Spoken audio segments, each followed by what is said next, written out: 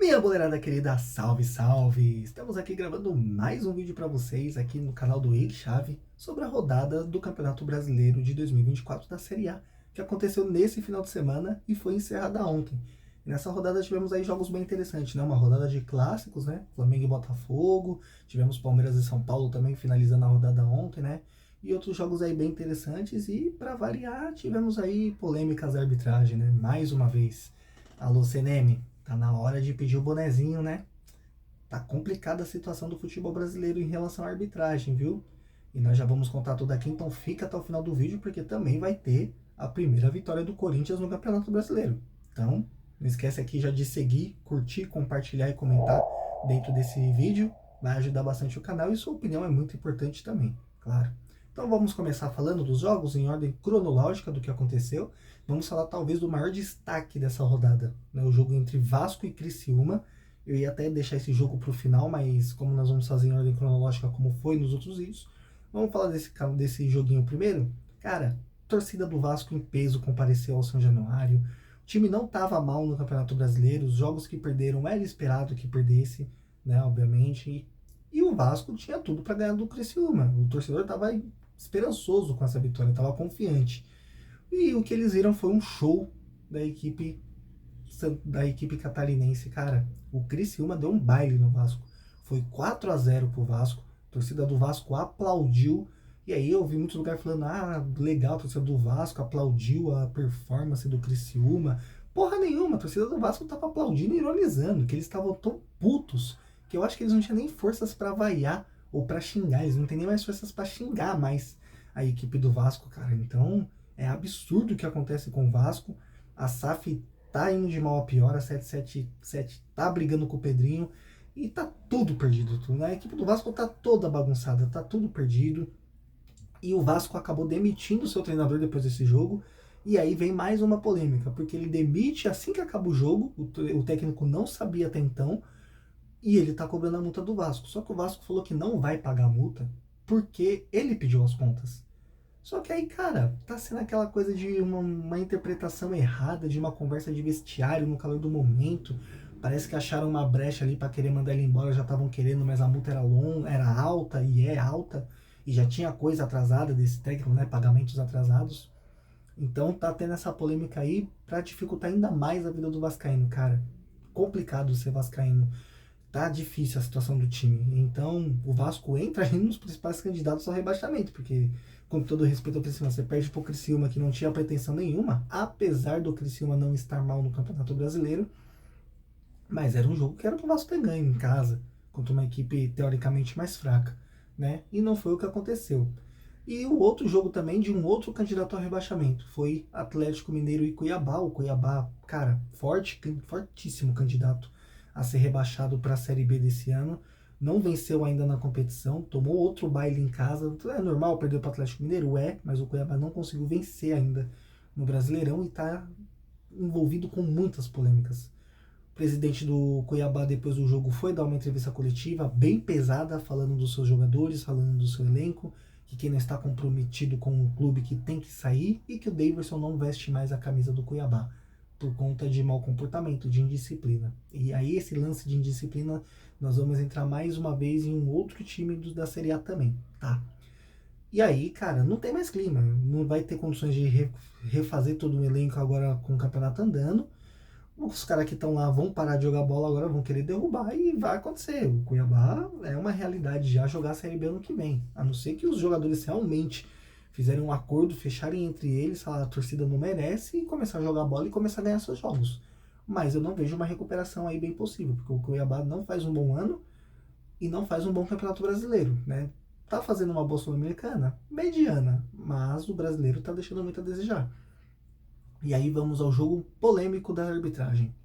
Bahia venceu o Grêmio por 1-0 na Arena Fonte Nova e, cara, aí não teve nenhum tipo de polêmica que envolveu diretamente o resultado do jogo ou o andamento dele. A polêmica foi por uma expulsão ao Diego Costa, do qual o quarto árbitro avisou o juiz. Mas como aconteceu essa história? É o seguinte, o Jailton Pereira Lima, sei lá o nome desse cara, estava ali junto com o quarto árbitro durante o jogo e ele não poderia estar ali, né? A informação que tenho é que ele não poderia estar ali.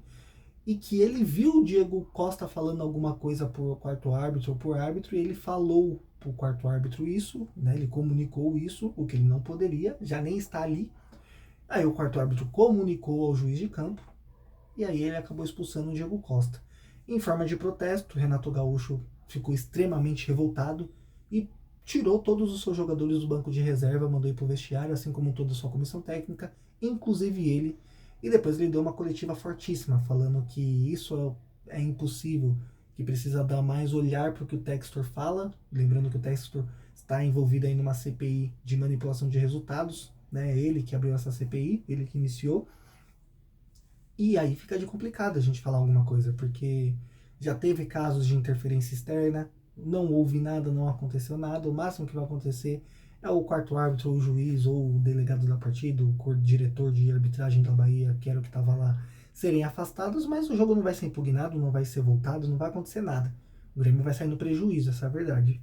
Mas a gente vê a zona que é a arbitragem no futebol brasileiro. E esse é só um dos problemas. Parece que eles querem manter 100% de aproveitamento no campeonato e cometer alguma polêmica durante as 38 rodadas, né?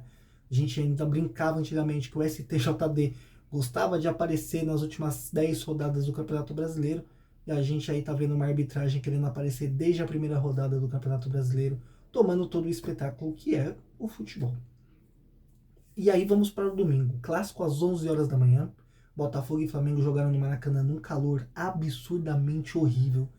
E quem fez esse calendário e colocou esse jogo às 11 da manhã, cara, é o que eu falo, nunca chutou uma bola na vida. Então, porra, 11 horas da manhã no Rio de Janeiro, cara, um clássico, não. Essa porra desse jogo é pra ser televisionado, 4 horas da tarde, pra galera tá fazendo churrasco. Mas enfim, Botafogo venceu o Flamengo por 2-0. E aí não teve nenhum tipo de polêmica de arbitragem, mas teve uma questão ali do segundo gol do Botafogo, onde o Fabrício Bruno reclama de uma falta nele.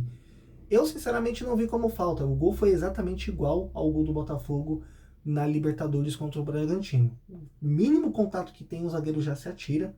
E aí o Klaus não estava dando esse tipo de falta. Teve um lance até parecido a favor do Botafogo, que ele não deu a falta para o Botafogo. E o Klaus não dá qualquer contato. O juiz não deu a falta. O lance seguiu, o Botafogo fez o gol. E aí eu pergunto, até quando os jogadores brasileiros vão continuar sendo assim? Onde o mínimo contato possível ele se joga, o árbitro dá a falta, para a jogada e ele clareia tudo. Eles fazem isso porque a arbitragem dá a falta. O Fabrício Bruno fez isso porque os árbitros dão a falta. Qualquer outro árbitro no lugar do Klaus, eu tenho certeza que daria a falta no Fabrício Bruno. Mas o Klaus não dá esse tipo de falta. Botafogo não tem nada com isso, vence o Flamengo por 2-0 e assume a liderança da competição. É, cara, eu falo com tristeza porque vem aquele filme do ano passado, não é mesmo? Então, será que vai acontecer de novo? Será que vai repetir? Vamos ver, né? Outro jogo da tarde foi Cruzeiro e Vitória.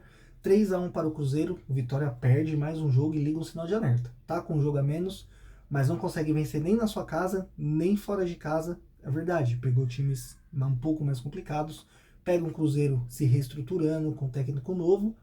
E aí jogou, tomou 3-1. Vitória maiúscula do Cruzeiro para a estreia do técnico com muita moral. E o Cruzeiro tem uma vitória importante, mais uma vitória no Brasileiro importante, pontos importantes contra concorrentes, porque o Vitória é um concorrente do Cruzeiro. O Cruzeiro não tem métricas para poder concorrer no título, né? Talvez ali uma Sul-Americana, com sorte uma Libertadores, mas o Vitória passa a ser um concorrente do Cruzeiro, que era colocado como candidato a rebaixamento. E o Vitória precisa ligar o sinal de alerta, porque senão daqui a pouco vai começar a vir a pressão de ganhar os jogos, vai se desorganizar e não vai conseguir vencer nem dos seus principais concorrentes. Então, abre o olho Vitória. E aí tivemos a primeira vitória do Corinthians no Campeonato Brasileiro. Exatamente, o corintiano chegou a sua vez de comemorar. O Corinthians faz 3-0 na equipe do Fluminense, uma vitória maiúscula com 2 golaços do Wesley. O segundo, uma verdadeira pintura. O Fluminense tomou 3 gols na saída de bola errada, puro suco do dinismo isso aí. E o Wesley marcou seu primeiro gol com a camisa do Corinthians, né? Porque o primeiro gol, assim, vamos falar, porque ele já tinha marcado antes, mas foi mais contra do que dele. Mas a verdade é que ele marcou 2 golaços, uma partida de almanaque do Wesley, né? Talvez a melhor partida com a camisa do Corinthians que ele tem até agora, juntando um profissional e categoria de base. O segundo gol dele, ele botou a zaga do Fluminense pra merda. Deixou 2 no chão, chutou no contrapé, fez o que tinha direito. E o Corinthians conquista uma vitória importante no meio de pressão, porque estava muito pressionado e se perde esse jogo aí, a pressão vai cair toda sobre o Antônio Oliveira, que estava com cargo em risco. Mais um jogo que tivemos ali no domingo foi Fortaleza e Bragantino. O jogo terminou em 1-1. Resultado esperado, as duas equipes jogaram para o gasto, são duas boas equipes. Qualquer vitória de uma das duas equipes também não seria novidade nenhuma. Um resultado de acordo com a expectativa que tínhamos, né? Juventude e Atlético, aí tivemos a surpresa. Empate em 1-1. Juventude vem muito bem no Campeonato Brasileiro. Mais um jogo contra uma equipe da prateleira de cima dos brasileiros que ele consegue aí arrancar alguns pontos, né? Então o Juventude vai arrancando pontos de equipes importantes, vai se consolidando na Série A do Campeonato Brasileiro e pretende aí tomar a vaga do Cuiabá. Então, cara, 1-1, resultado grandioso para o Juventude, que vem fazendo um bom início de Campeonato Brasileiro. Se manter assim, pode sonhar com pretensões até mais altas do que apenas a permanência.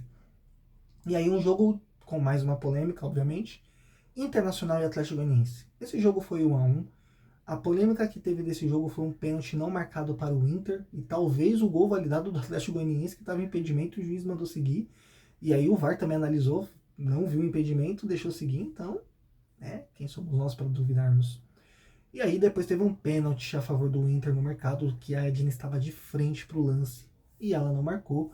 E aí isso nem me surpreende. Ela pode não marcar, a bola já estava em jogo, ela pode entender que não foi falta, que era uma jogada normal que foi atirada, mas porra, foi um claro golpe de judô em cima do mercado do Internacional.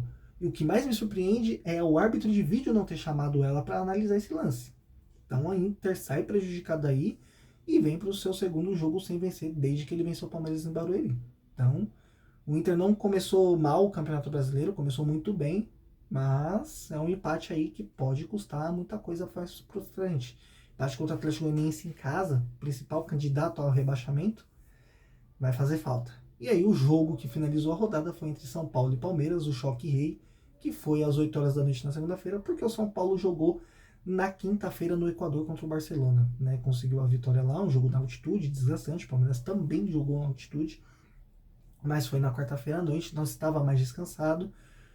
E o jogo não foi muito bom, principalmente pelo árbitro Wilton Pereira Sampaio, que amarrou até onde ele conseguiu o jogo das duas equipes, que até tentaram jogar, tá? Não conseguiram por serem ruins mesmo, foi um jogo muito ruim tecnicamente, mas não estava tendo jogo. O Wilton Pereira Sampaio toda hora parava para conversava com o árbitro, conversava com isso, tomou 10 minutos de jogo e deu só 3 de acréscimo no primeiro tempo. As melhores chances foram do Palmeiras, com o Gustavo Gomes de cabeça na defesa do Rafael, depois com o Hendrick numa jogada do Flaco Lopes, na qual ele já estava impedido, e o gol mais claro perdido pelo Lázaro, que o Hendrick toma a bola da Arboleda e deixa o Lázaro sem goleiro na cara do gol. O Alisson do São Paulo aí tira em cima da linha. E o São Paulo teve uma chance com o Caleri, uma jogada de contra-ataque, um toque de calcanhar que ele dá, a bola bate na trave e sai. No jogo foi só isso, não teve mais nada, muita falta no meio campo, muita briga, jogo amarrado, mais um jogo insuportável entre São Paulo e Palmeiras no Morumbi, que não tem uma vitória do tricolor paulista sobre o Palmeiras no Brasileirão desde 2017.